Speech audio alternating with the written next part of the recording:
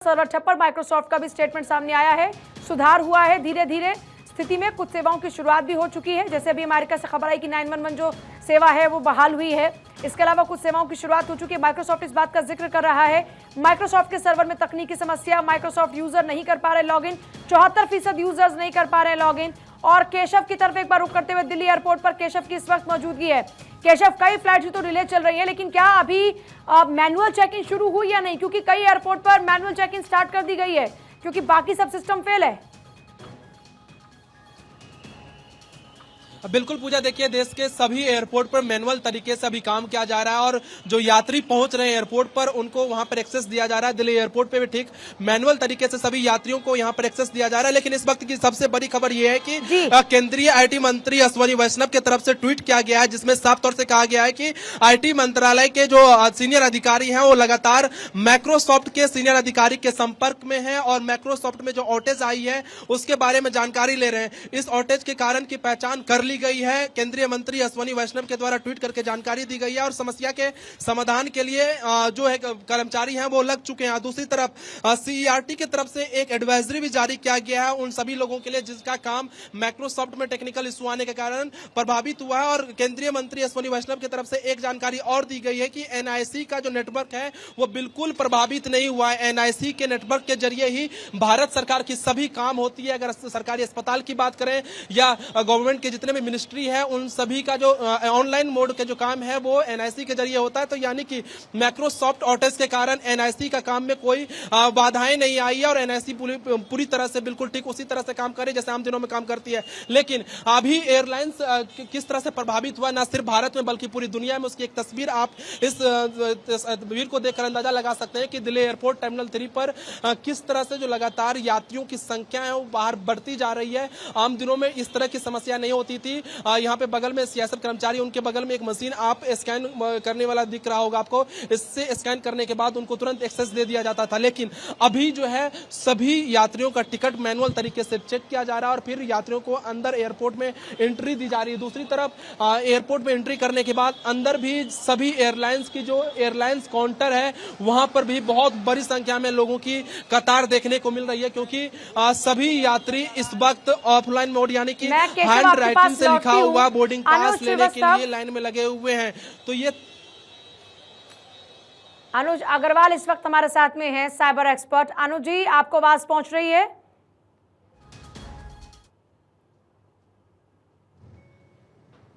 Team जरा checkout करे कि क्या प्रॉब्लम है, क्योंकि देखिए लगातार हमसे संपर्क साधने की कोशिश करें। इस बीच आपको बता दें एक बार फिर से, ये देखिए इंपॉर्टेंट अपडेट, इस तरह का जो एक मैसेज है वो इस वक्त स्क्रीन पर नजर आ रहा है। We are experiencing technical challenges across various aspects of our operation due to global outage of our service providers and we are working on it. तो ये इस वक्त अलग अलग जो मैसेजेस हैं वो कन्वे किए जा रहे हैं। लेकिन इस बीच सबसे बड़ी जानकारी ये है कि माइक्रोसॉफ्ट का सर्वर ठप हो जाने के बाद पूरा सिस्टम दुनिया भर का हिल चुका है, क्योंकि जिस तकनीकी दुनिया में हम रहते हैं डिपेंडेंसी तकनीक पर इतनी ज्यादा हो चुकी है कि तकनीक में आई खराबी के बाद से पूरा सिस्टम हिल चुका है। माइक्रोसॉफ्ट के विंडोज में गड़बड़ी से पूरी दुनिया में त्राहिमाम है। बैंक से लेकर विमान सेवाओं पर बुरा असर पड़ रहा है। भारत सरकार भी माइक्रोसॉफ्ट से संपर्क साध रही है और देखिए ऐसा लग रहा है जैसे हम दुनिया में पिछले 5 दशक में जैसा पहले 5 दशक पहले जैसा दुनिया थी, बिल्कुल वैसा इस वक्त महसूस हो रहा है, क्योंकि अब सब कुछ ठप हो चुका है। और अस्मित भी इस वक्त है पटना एयरपोर्ट पर। अस्मित, अभी क्या तस्वीर है पटना एयरपोर्ट की? लोगों को परेशानी हो रही होगी जाहिर तौर पर, और किस तरह से उनकी परेशानी को कम करने की कोशिशें हो रही हैं? पटना एयरपोर्ट के टिकट काउंटर के पास ही हम खड़े हैं पूजा, और जरा तस्वीर देखिए। इंडिगो और स्पाइस जेट ये दो ऐसे काउंटर्स हैं जहां पर अभी तकनीकी समस्या आ रही है, जिसमें जो सर्वर है वो काम नहीं कर रहा है। लोगों की थोड़ी भीड़, लोग परेशान हैं, बोर्डिंग पास लेना है, लोगों को यहाँ से निकलना था। लेकिन देखिए अभी तकनीकी का क्या प्रॉब्लम बताया जा रहा है? Thank you. समस्या बताया जा रहा है। देखिए यहाँ पे लोगों को बोर्डिंग पास जो है उसमें थोड़ी तकनीकी समस्या है, जिसके कारण लोग थोड़ा परेशान है पटना एयरपोर्ट पे, और जल्द कहा यह जा रहा है कि समस्या का समाधान किया जाएगा। कुछ लोग उनसे बात करते हैं। कुछ समस्या आ रहा है क्या? बता रहे हैं? नहीं, हमको कुछ आइडिया नहीं है। वो मेरा फ्रेंड है, वो जा रहा है, वो इंक्वायरी कर रहा है। ऐसा कोई बात, सब नॉर्मल है। टेंशन की कोई बात नहीं है। ये तो और लोग हैं यहाँ पे जिसके कारण यहाँ पे देखिए 3-4 लोग हैं जो यहाँ पे इंडिगो, ये ऊपर इंडिगो का काउंटर है और इसके ठीक बगल में स्पाइसजेट का काउंटर है। यहाँ भी कुछ समस्या देखने को मिल रही है, इनसे बात करते हैं। तो कोई समस्या आ रहा है क्या सर्वर में? कुछ प्रॉब्लम है? सिस्टम डाउन है sir, world wide. Boarding pass नहीं मिल पा रहा है किसी को। अब वो तो अंदर बता पाएंगे, यहाँ से सिर्फ टिकट बुकिंग होती है। कब तक ठीक होने का कुछ अनुमान लग मैं आ रही हूँ आपके ऐसा पास। कोई अभी अनुज अग्रवाल information नहीं इस है वक्त हैं। अनुज अग्रवाल फिलहाल फोन लाइन पर हमारे साथ में, साइबर एक्सपर्ट। अनुज जी, क्या एक्सपेक्टेशन है, अब कब तक मानकर चल रहे हैं कि इस परेशानी से निजात मिलेगी, क्योंकि अब ऑलमोस्ट 2 घंटे होने को हैं? देखिए, ये बड़ा दुर्भाग्यपूर्ण है और ऐसे मामलों में जहाँ की दुनिया के बहुत से देश जी। और महत्वपूर्ण सेवाएं प्रभावित हैं, तो माइक्रोसॉफ्ट के टॉप मैनेजमेंट को प्रायोरिटी पर इस पर संज्ञान लेकर एक्शन लेना चाहिए था। और अगर सॉफ्टवेयर अपडेट में ग्लिच है तो उसको पुराने वर्जन पर तुरंत रोल बैक करना चाहिए था। वो उसमें ज्यादा समय नहीं लगता है रोल बैक करने में, और उसके बाद सेवाओं को पुराने वर्जन से चलाया जा सकता है। और जो समस्या है उसका बाद में अलग से अपने टेक्निकल एनवायरनमेंट में बैठ के चेक किया जा सकता है और उसको ठीक होने के बाद दोबारा से अपडेट किया जा सकता है। लेकिन ये इन्होंने इसका संज्ञान नहीं लिया है, लोगों का पेशेंस को टेस्ट कर रहे हैं। और चूंकि दुनिया में सिर्फ 3 ही कंपनी इस समय क्लाउड सर्विस ज्यादा दे रही हैं, माइक्रोसॉफ्ट, गूगल और अमेजन, तो एक प्रकार से जिसे मोनोपोली जैसी सिचुएशन है, तो ये उसका गलत फायदा उठा रहे हैं और जनता को परेशान ज्यादा हो रही है।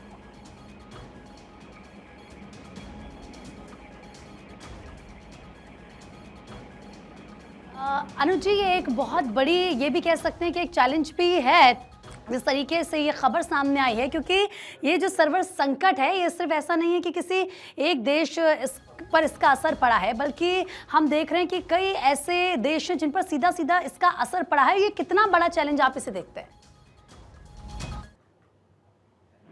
क्योंकि एक तो जिन कंपनीज के जो मैनेजमेंट हैं वो एक ही देश में, यूएसए में स्थापित हैं, और बाकी के देश जो इससे प्रभावित हैं वो ज्यादा इन पर असर डाल नहीं सकते। तो ये एक अपने आप में चैलेंज है। और ये जो पूरी तकनीकी है वो इन लोगों के हाथ में संगठित है, इन लोगों के हाथ में ही है। तो अगर उसमें कोई समस्या आई है, जैसा कि बताया जा रहा है, तो ये चिंता का विषय है।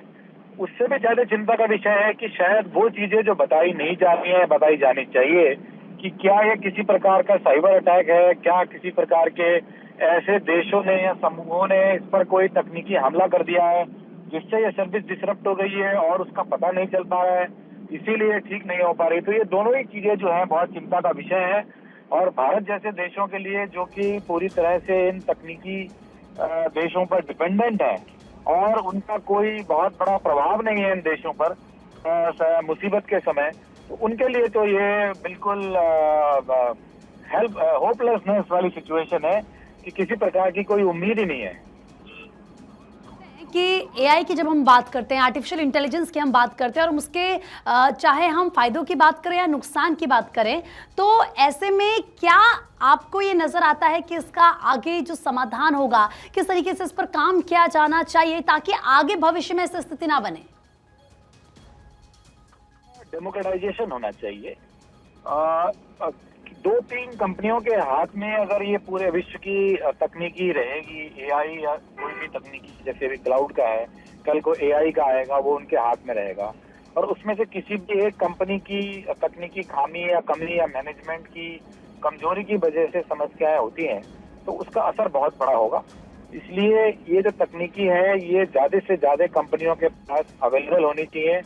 भारत जैसे बड़े देश में जहाँ पर तकनीकी सुविधाएं हैं, लोग भी हैं, तो इनके पास अपनी तकनीकी हमारे पास होनी चाहिए, हमारी अपनी कंपनीज या सरकार इसको करे, ताकि मुसीबत के समय हम इमरजेंसी अपने देश से मैनेज कर सकें और फॉल बैक अरेंजमेंट जो हमारे हों उसको हम एक्टिवेट कर सकें अपनी सुविधा और अपनी जरूरत के हिसाब से।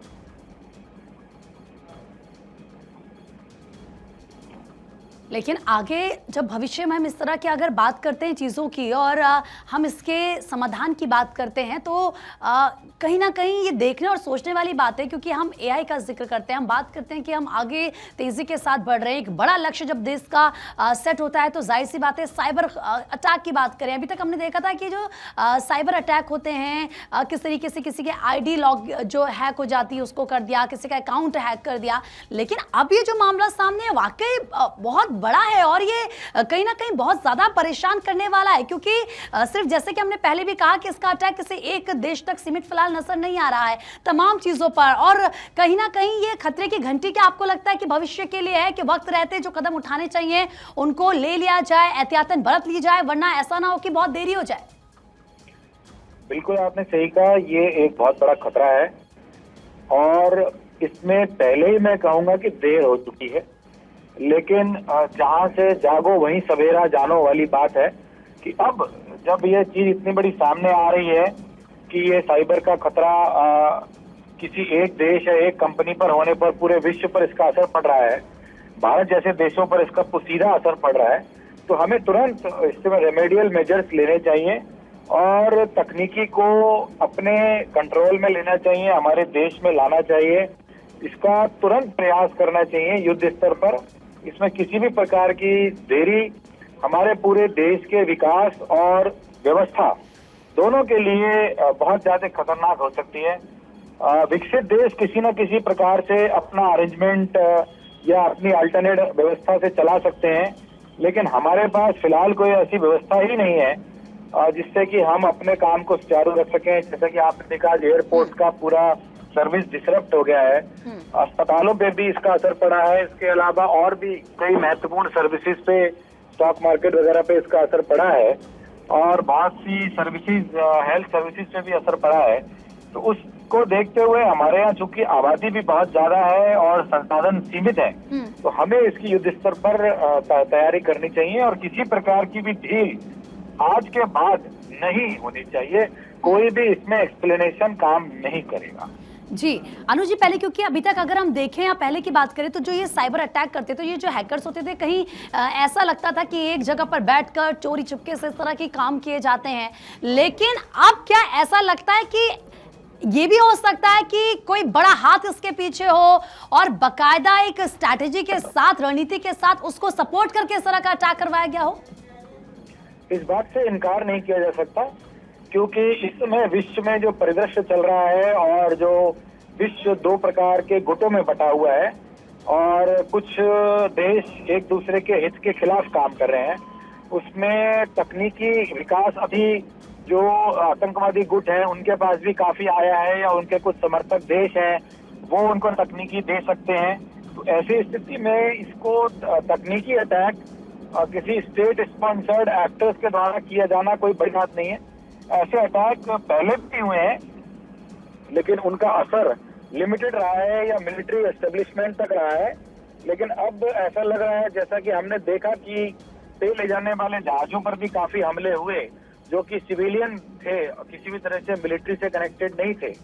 तो आने वाले समय में जो ये सिविलियन आईटी इंफ्रास्ट्रक्चर है जैसा कि आज हम देख रहे हैं, तो इस पर होने वाले अटैक से अब इनकार नहीं किया जा सकता और ये बहुत ही ज्यादा चिंता का विषय है और पूरे विश्व के सभी देशों को, चाहे वो किसी भी गुट से, किसी भी ग्रुप से संबंधित हो, उन्हें इस पर विचार करके इस पर निर्णय लेना चाहिए।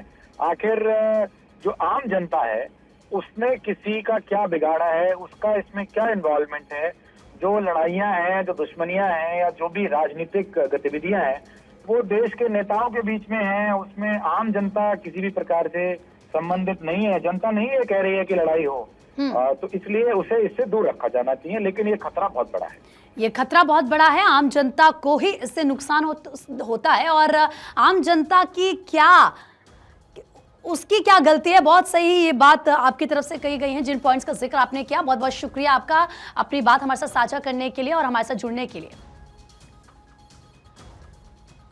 तो देखिए किस तरीके से इंडिगो की तरफ से जो इस वक्त पोस्ट किया गया है वो आपको बता रहे हैं और सिस्टम उनकी तरफ से जो पोस्ट किया गया वो भी मैं आपको पढ़ के सुनाऊंगी पूरा। लेकिन देखिए इंपॉर्टेंट अपडेट यहाँ पर लिखा गया है जिसमें we are experiencing technical challenges across the various aspects of our operation due to a global outage at our service providers and we are working on it। तो देखिए आज अचानक से खबर आई सामने जिसके बाद हर कोई हक्का बक्का रह गया, हर कोई हैरान रह गया कि ये क्या हुआ।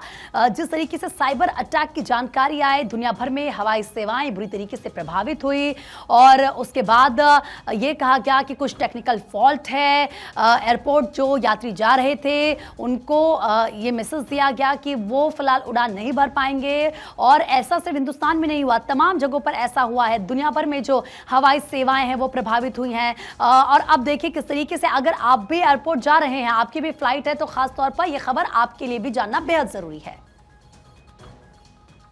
आज अभी कहना बहुत मुश्किल है क्या हुआ है, लेकिन ये बात स्पष्ट है कि कंप्यूटर्स चलने बंद हो गए हैं। उनको जब लॉगिन करते हैं तब दिक्कत आती है। बहुत सारे कंप्यूटर्स में ब्लू डेथ स्क्रीन नज़र आ रही है और इसका सीधा तात्पर्य ये हुआ है कि कंप्यूटर ऑपरेशंस ठप हो गए हैं। लगभग हर मानवीय एक्टिविटी कहीं ना कहीं भारतवर्ष में, पूरी दुनिया भर में इम्पैक्ट हो रही है। एयरलाइंस की उड़ानें बंद हो गई हैं, रद्द हो गई हैं क्योंकि सिस्टम्स काम नहीं कर रहे हैं। हॉस्पिटल्स की क्रिटिकल इंफॉर्मेशन इंफ्रास्ट्रक्चर भी इम्पैक्ट हो गया है। लोगों को क्रिटिकल हेल्थ केयर मिलने में दिक्कत हो रही है। टेलीविज़न चैनल्स अपने पूरे तरह से सिग्नल्स ब्रॉडकास्ट नहीं कर पा रहे।